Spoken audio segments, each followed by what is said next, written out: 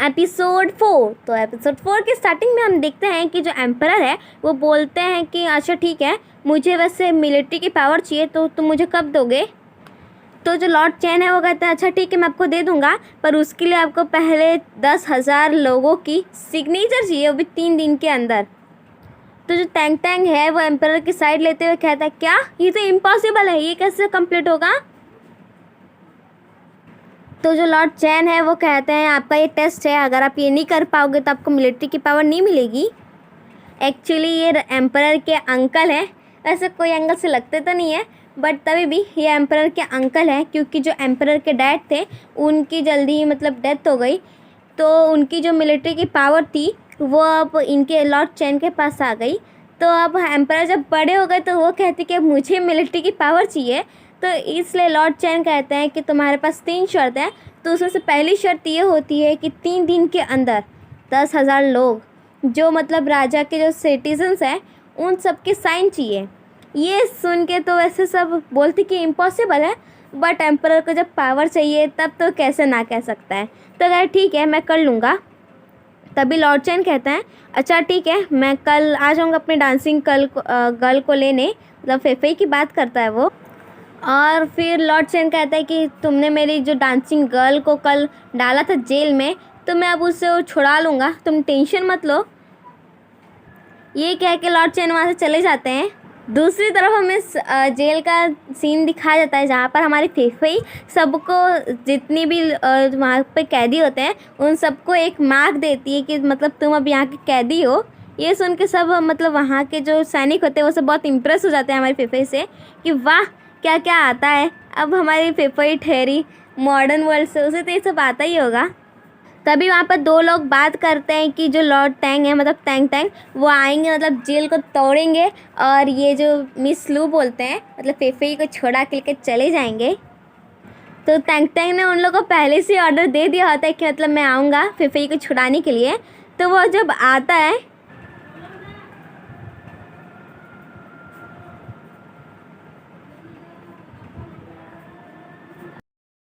तो इसलिए जैसे ही वो आते हैं, मतलब टैंग टैंग आता है, तैसे सब अपना मुँह छुपा लेते हैं कि मतलब उन लोगों ने कुछ देखा नहीं है।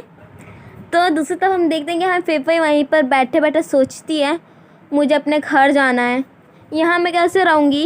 यही वो बड़बड़ा रही होती तब तक वहाँ पर टैंग टैंग आता। तो वो कहता है कि चलो बहन तुम चलो यहाँ से। तो मैं फेफई कहती तुम कौन हो, यहाँ पर क्यों आए हो मुझे बचाने। तो उससे क्वेश्चन बोलने लगती है। तब तक जो टैंग टैंग है वो अपना चेहरा दिखाता है और कहता है शांत रहो, हल्ला मत करो, नहीं तो सब जाग जाएंगे, सब मुझे देख लें कि तुम्हें छुड़ा रहा हूँ। दूसरी तरफ हम देखते हैं मास्टर में, और एक और रहते हैं, मतलब वो भी मिलिट्री के मतलब काम करते हैं। तो मास्टर में कहते हैं कि देखना तुम, जो पावर है वो पक्का एम्परर के हाथ में जाएगी, पर जो उनके साथ होता है और उनके साथ जो होता है वो कहता है नहीं, देखना तुम, जो पावर है वो लॉर्ड चैन के पास ही जाएगी। वो लोग अपने में झगड़ा करने लगते हैं इसी बात पे।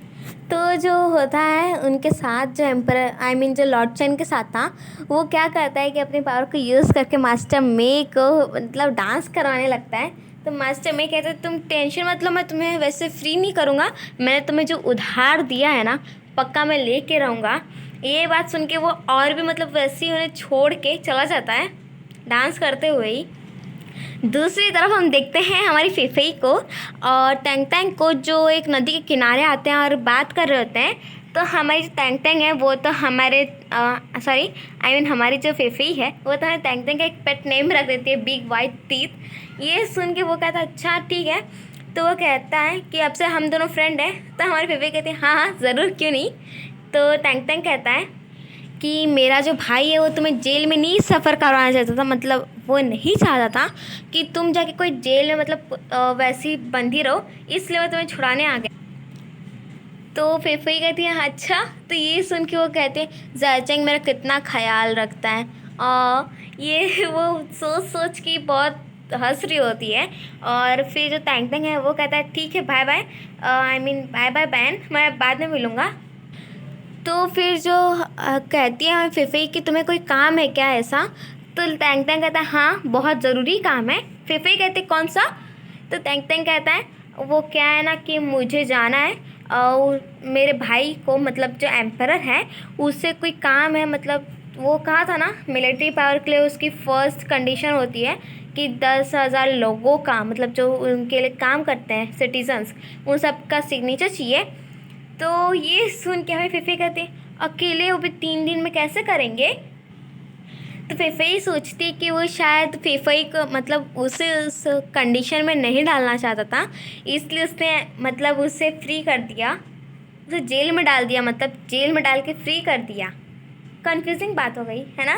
तो मतलब ऐसा होता है कि वो सोचती है जो एम्परर है वो नहीं चाहता था कि फेफई भी इसमें इंक्लूड हो ताकि उस पर बहुत सारी प्रॉब्लम्स क्रिएट ना हो, इसलिए वो कहता है कि तुम इससे दूर ही रहो, इसलिए वो उसे जेल में डाल देता है अलग से।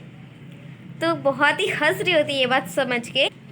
तो फेफई कहती है तैंग तैंग से कि मैं तुम्हारी हेल्प कर सकती हूँ बहुत अच्छे से।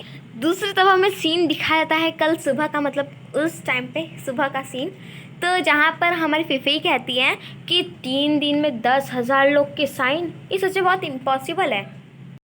तैंग तैंग कहता है हाँ सही कहा बहन तुमने। तो हमारी फेफई मॉडर्न टाइम का जो आइडिया होता है वो यूज़ करके कहती है एक काम करें हम लोग 10,000 लोग की साइन हम खुद नहीं मतलब खुद क्यों नहीं कर लेते। तो जो तैंग तैंग है वो कहता है ये बहुत ही इम्पोर्टेंट चीज़ है तो इसमें हमें सीरियस होना होगा। तो कहता है बहन तुम्हारे पास कोई अच्छा आइडिया है क्या सिस्टर। तो ये सुन के हमारी फिफी कहती है सोचती है थोड़ा और फिर टैंग टैंग को डरा देती है कि मतलब उसके पास आइडिया आ गया। इसलिए फिर हम देखते हैं कि फेफई सबको पोस्टर बांट रही है, जैसे इंश्योरेंस का वो पोस्टर बांट रही है और बोलती है कि आपके लाइफ का इंश्योरेंस है। फिर वो सबको एक मतलब ऐसे इम्पोर्टेंट पे लेक्चर झाड़ती है, मतलब साइन का इम्पोर्टेंस करके, पर कौन उस पर ध्यान देने वाला था। तभी उसे याद आता है कि उस दिन टैंग टैंग को बहुत सारी लड़कियां फॉलो कर रही थी, इसलिए उसके दिमाग में एक आइडिया आता है और वो आइडिया होता है मतलब हमारी फेफई चिल्ला चिल्ला के कह रही होती है कि आओ आओ मतलब टैंग टैंग से तुम लोग हक कर लो और उसका मुझे पैसा मतलब एक बस सिग्नेचर दे दो। एक सिग्नेचर के लिए सारी लड़कियां आ जाती हैं टैंग टैंग को बस गले मिलने की। उसका आइडिया सच में बहुत धांसू होता है। तो जो शांग्यू होता है दोस्तों हम देखते हैं कि शांग्यू और फ्रैंकली और वहीं पर जनरल चू होती है, वो लोग अपने में बात कर रहे होते हैं। शांग्यू कहता मतलब ये तो सच में पागल हो गए हैं क्या।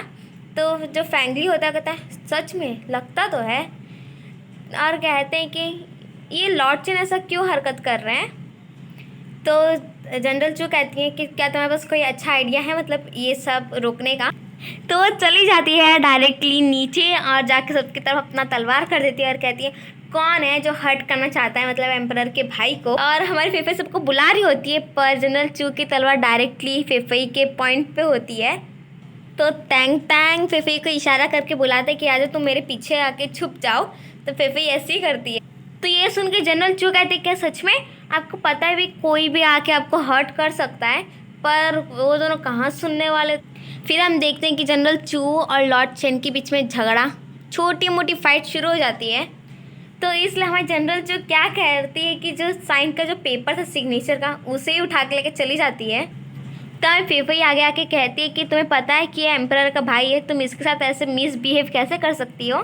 और वो भी मतलब एकदम सीना चौड़ा करके कहती है कि वाह मतलब मैं एम्परर का जो भाई है वो उसका दोस्त है इसलिए। और दोनों सच में बहुत एटीट्यूड में लग रहे थे।